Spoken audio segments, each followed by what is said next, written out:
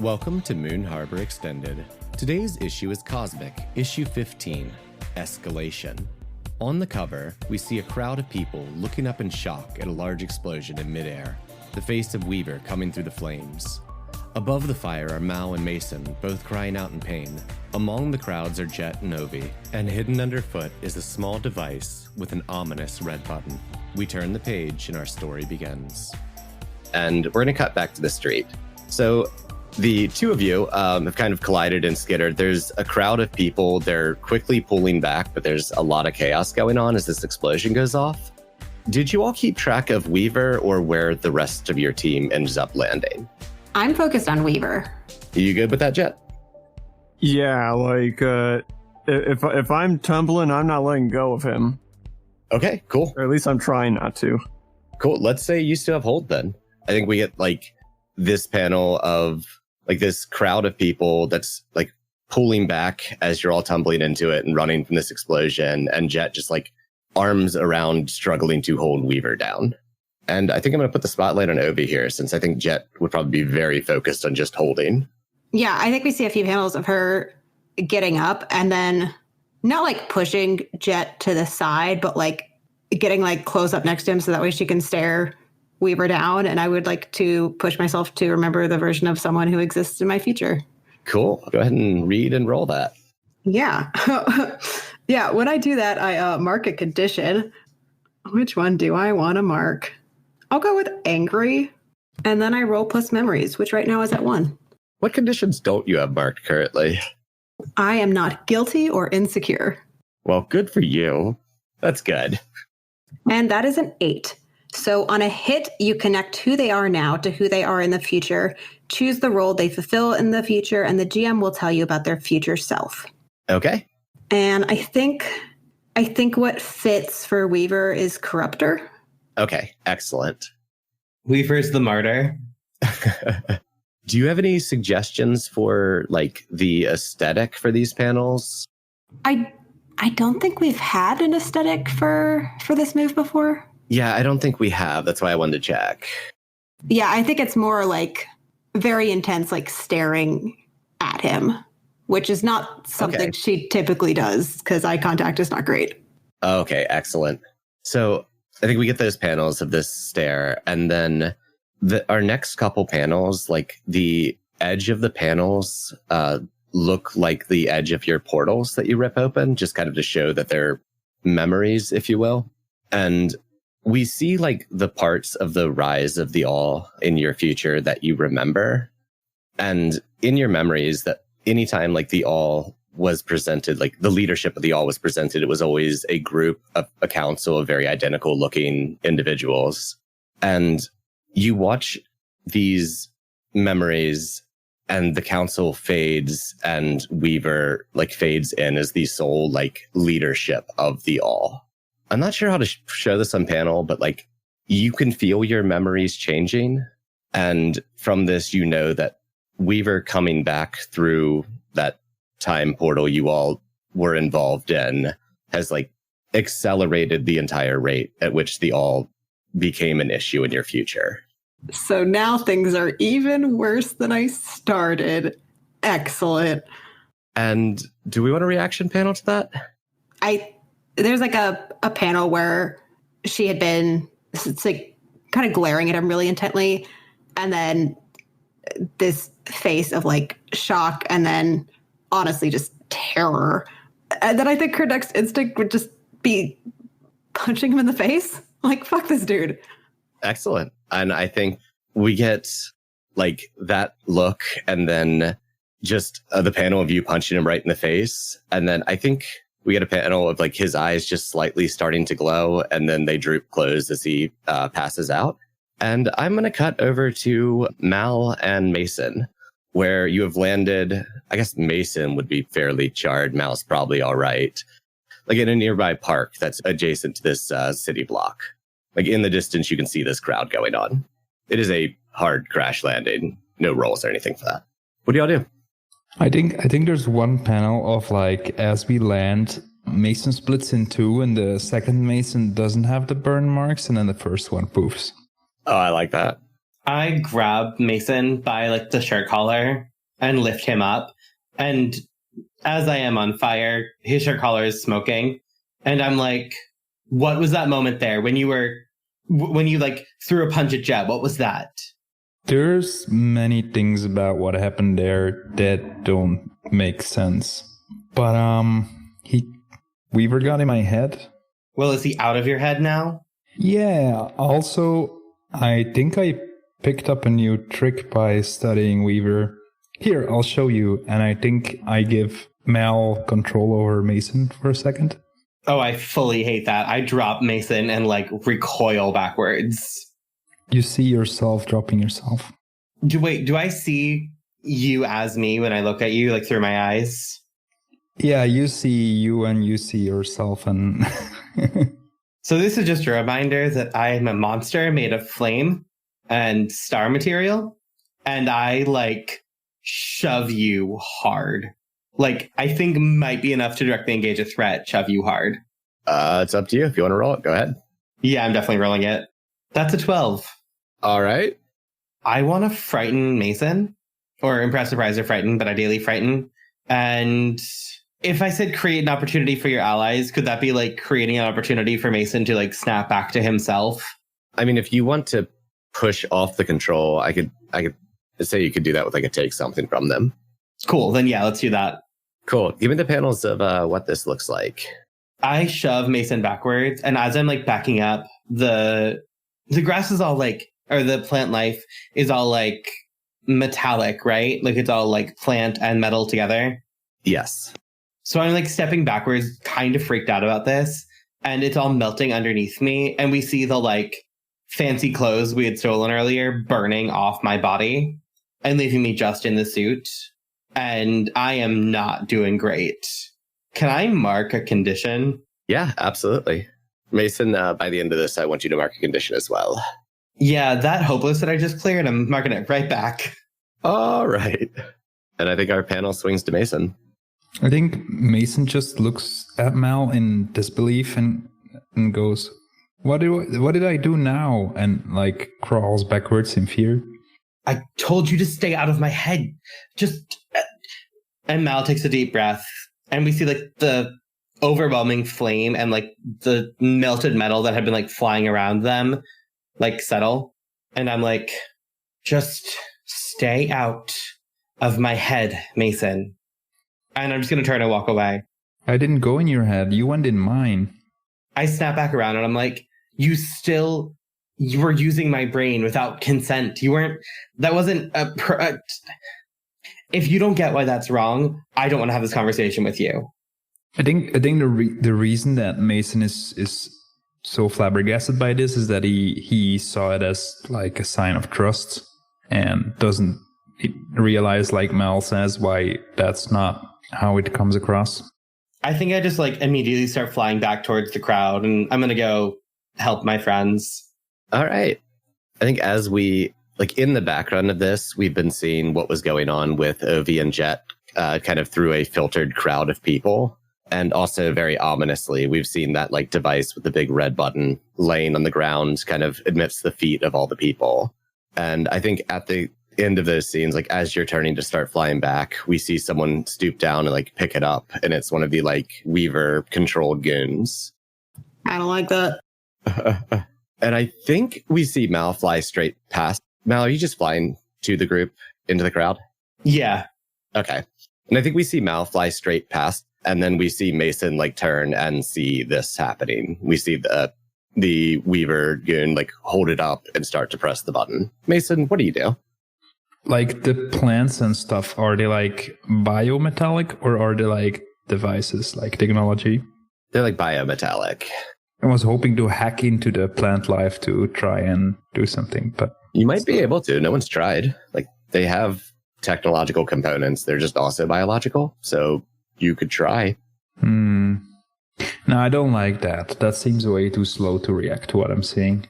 I'm just going to mental assault the Weaver clone. Cool. What does that look like on the page? I think this is just after Mel left, and I think Mason is freaked out and sees the clone about to push the button, and I think he just like the scream that he wanted to let out in real life because of what just happened with Mal. He just lets out all of it directly into the mind of the clone. Awesome. Go ahead and roll that move. Oh, that's a 6. I'm going to spend the selfishly, I think. Do you have an idea how? Because I have a suggestion if you don't. I'm really afraid that the suggestion is going to be that I do something with pulling Mal into it. I mean, you can say no after I suggest it. Go ahead. My thought is that the scream is so loud, everyone, including Mal, like in the square, hears it. Yeah, okay. I can work with that actually. Because it's not like specifically just Mal, but after the like stay the fuck out of my head again, I think it's enough to be selfish.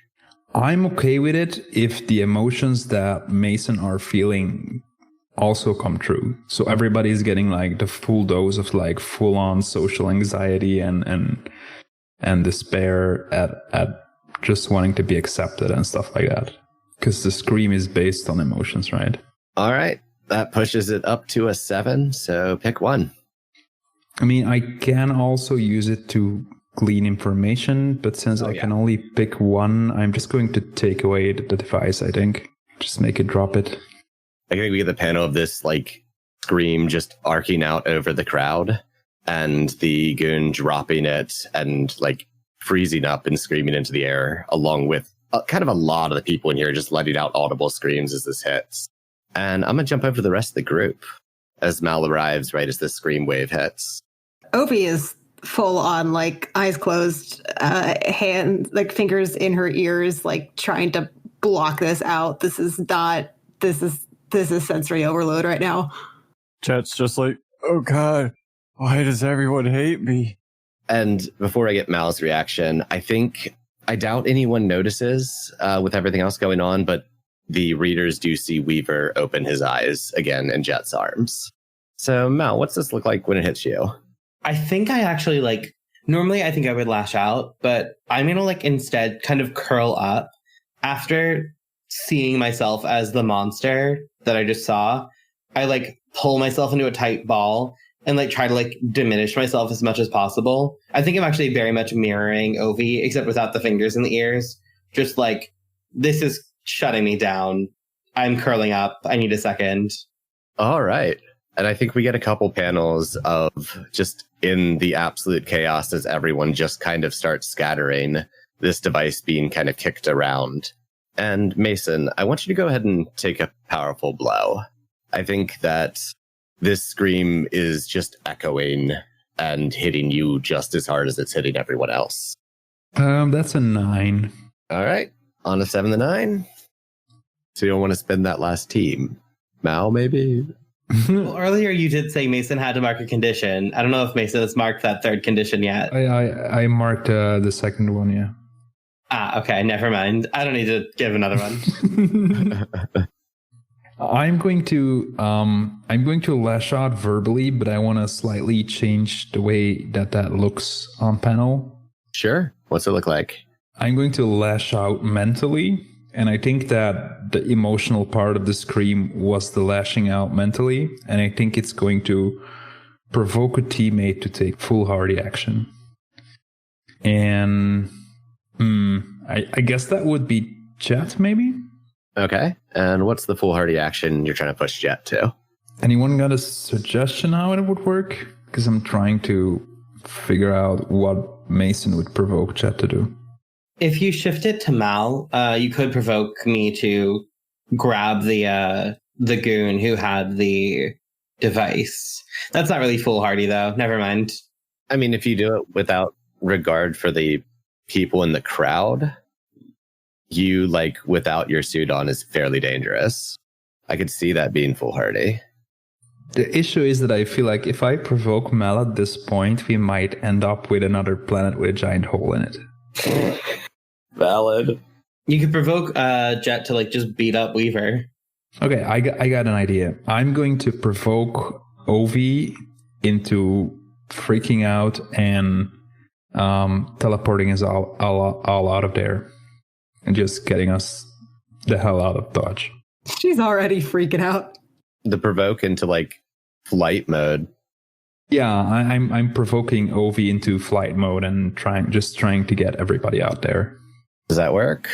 That works for me. Though I guess would you have to roll to provoke for that? Yeah. Yeah. I was just kind of checking in that it was a story we were interested in heading towards in case. Yeah. Yeah, I guess like just to keep in mind, are Mal and Mason close? You're all reasonably close. It's a thing that could happen in like an action if it needed to. Okay. We can make it work. Yeah, because I was in viewing distance of you guys, and I think I'm the furthest one away. Let's go ahead and roll to provoke. Jeez. All right. That's a 12. Ovi, what do you do? I think first thing I do is like open my eyes to look around. And does Weaver still look like he's totally gone? No, his eyes are starting to glow. It's that same familiar glow. If that's the case, then I'm not going to do it because he needs to be stopped, which means I have to mark another condition. And guilty feels right. Well, technically, he's still in Jet's arms. So if you were to portal all of us, he would go with us because he's still there. Although I would like to say Jet's grip is probably weakening as he's suddenly getting all these feelings of self-loathing from out of nowhere. On the topic of taking Weaver with, Mason, does that fulfill like what you would have been pushing for with that provoke? No, I think that would work because I was thinking the same thing earlier. Okay. I just want to make sure we're on the same page. Okay, then yeah, if that's the case, I will unmark guilty. Yeah, I am going to, I think considering like time, since that's probably like of the essence with Weaver, I like pick like quick portals like directly under Mason and Mal just to get them onto, I guess like the like central room of the USB. Okay. And then a larger portal right under me, Jet, and Weaver to get us into the same room. Cool. Give me an unleash. Oh no, I'm hopeless. That's a 5. Well, we have 2 team right now because doing it just added a team to the pool. I'd send a team to help if someone else wants to. Like I could start tightening my grip as I realize, oh snap! Where are my feet? In seeing that everyone's like the crowd is still around, I'm just gonna let out a blast of solar energy at the crowd. Not enough to hurt them, just enough to like scare them a couple steps back.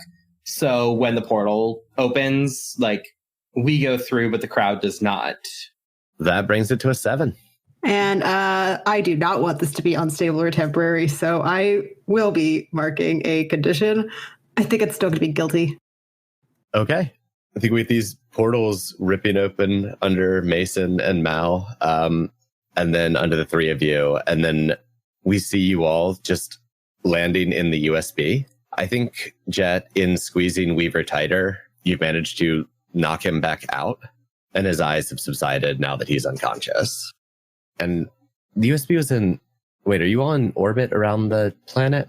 I think so. Okay, cool. We took 1 ship in to land, and then the other 3 ships were orbiting. I forget whose ship it was. It definitely wasn't Mal's. I think it might have been Ovi's. Okay, I'm going to do a big hand wavy thing, and as we enter the USB, Mason hits a button on the console panel, and the ship that's on the planet goes into autopilot mode and returns to the main ship. I'm totally good with that. But I think, yeah, we get the panels of you all landing there. Weaver knocked out unconscious. What do you all do? I think in the a window in the background, we can see the planet below. Ovi gets up and goes straight over to Mason, and she's definitely freaking out. And she's like, "How do you stop him from leaving the body? How do you?" It's worse. He made it worse. It's faster. This is way worse than I started with. This my people, we can't do those things. I don't know. I don't know. Great, what a helpful response, Mason. There is one thing that we could do if we can keep Weaver under control, you could visit my people and ask them what he is. Hold on, I think he's they them, right? He, they. Did I say it right then?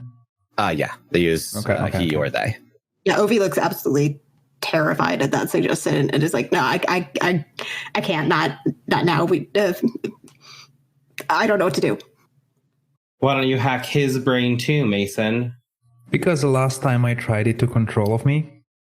Thought you learned a new trick. It's a little different than that. The trick I learned is I can let other people control me. Not very helpful in this situation. I want to get really close to Weaver, and I got telepathy when I got my recent power boost, or not recent anymore, my power boost a couple sessions ago. I want to try to read his mind and try to see what he was trying to do before Jet knocked him out. Cool. So I have a custom move that I don't have typed because I'm terrible. So when you try to telepathically connect with Weaver, roll plus superior. Okay. That sounds like a good sign, right? Fuck me gently. That's a 6, everybody. We have 0 team. All right. So Sidekick hates us tonight.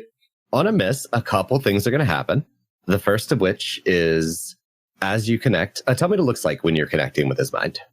I think actually we see the gravity between our two faces shift. So my flames and their hair are pulled towards each other. So there's a gravitational pull pulling our faces towards each other. And we're just very close to one another. Excellent. And then I think we get just static that hits your mind first. And go ahead and mark a condition. I'm afraid there. Okay. And then the next thing we get is the panels that the readers saw when Weaver first came back into the alley of him opening his eyes, floating away from the probe, and you can clearly see yourself in the distance.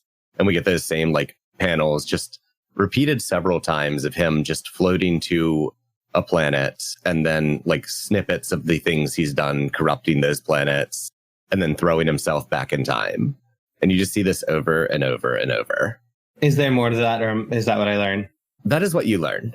And so I think we're going to jump back out to the outside of these memories for a moment.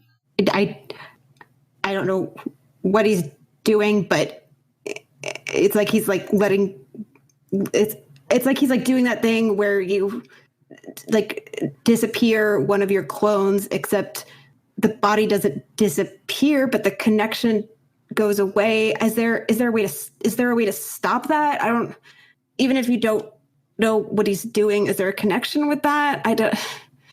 His mind has too many defenses. When you try to make contact with it, bad stuff happens.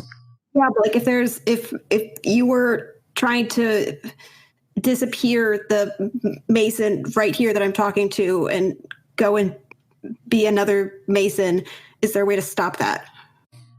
Yeah, actually, there is. This ship is telepathic, right? I could rig the ship to just make this a telepathic prison you can't jump out of. Like a sort of mental Faraday cage. I can do that. Do it. I'm going to roll my alien tech move, where I alter a human device to do something impossible once. But then after that, the device fizzles. So I assume there's probably going to be something wrong with our ship if I do this. Yeah, I think my main thing here is if this works, it will hold him until he gets out. Okay, that sounded like I was being an asshole. I didn't mean it that way. Yeah, no, that makes sense. We'll have to do something again to stop him from to make it work again. Does that make sense? Yep. Okay, cool. It'll work till it doesn't. I'm going to assume that whenever he escapes, he's going to take a piece of the ship with him, and that is how we're going to fulfill the bit where it only works once. Okay, so I have to roll plus freak. So that's an 8. On a hit, it does something exceptional once and fizzles. So I think I just created a Faraday cage. We can't look into his mind with it or anything, but it just stops him from zooming out of the ship. Yeah, I think it probably stops like all telepathy in and out of the ship. It's like you can use telepathy within the ship, but not to reach outside. Does that feel right? Yeah, that sounds right. Awesome. And I think from there, we're going to jump back into the mental conversation. The other thing is, I want you to give us a flashback panel of a personal memory for Mal, and Weaver's going to take influence over you as this memory transfers between the two of you. It's only the two of you who can see it. We get the flashback to when Mal was a kid, like before they started transforming. The night that their mom came back from her space trip, when she was working with Monarch Power on Project Swallowtail, I think is the name of the project it was, when Sakari, Mal's mom, gave them the nightlight that was made of stardust, which is what started corrupting Mal. And I think we see Mal take it and put it beside their bed, and there's a hug, and then we see Mal getting in the bed, and I think we just the next panel is the light from that getting brighter and brighter until we're back in the real world. Excellent. And the only detail I'm going to add to that is you feel just a very, very vague thought. It's clear that this is Weaver's subconscious mind speaking out from within his unconsciousness. And you hear, I know how to fix that. And I think we cut back into the real world. And we see that same, you two's faces really close together, and the window behind you and the planet you're orbiting. And we see this just massive explosion that we can see from space. And then the explosion dies down and we see the planet just start to crack and just break into shards.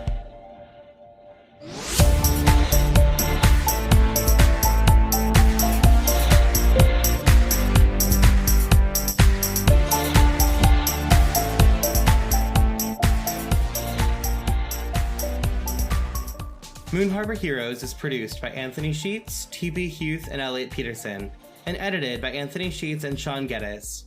Anthony can be found on Twitter at IcyNewYear or at icynewyear.com. T is a theater artist and educator in the DC area. She can be found at THughesPlaywright on Twitter or TPHughes94 on Instagram. Elliot can be found at Elliot Yellen on Twitter. That's ELLIOTYLEN. Sean can be found at The Crumpit, THECRUMPIT, on Twitter. Moon Harbor Heroes is played using Masks: A New Generation, written by Brendan Conway and produced by Magpie Games. The music in this issue is Work by Kevin MacLeod. A link to his website and the license will be in the show notes. Our logo was designed by Beautiful Beasties. She can be found on Instagram at beastly.doodles or on Patreon at patreon.com/beautifulbeasties. This issue is GM'd by Anthony Sheets. Stardust is played by T. Hughes. Portali is played by Elliot Peterson. Jet is played by EXPHP. You probably won't find him at itsexphp on Twitter, but it's worth a try. Mason is played by Simon Meskins.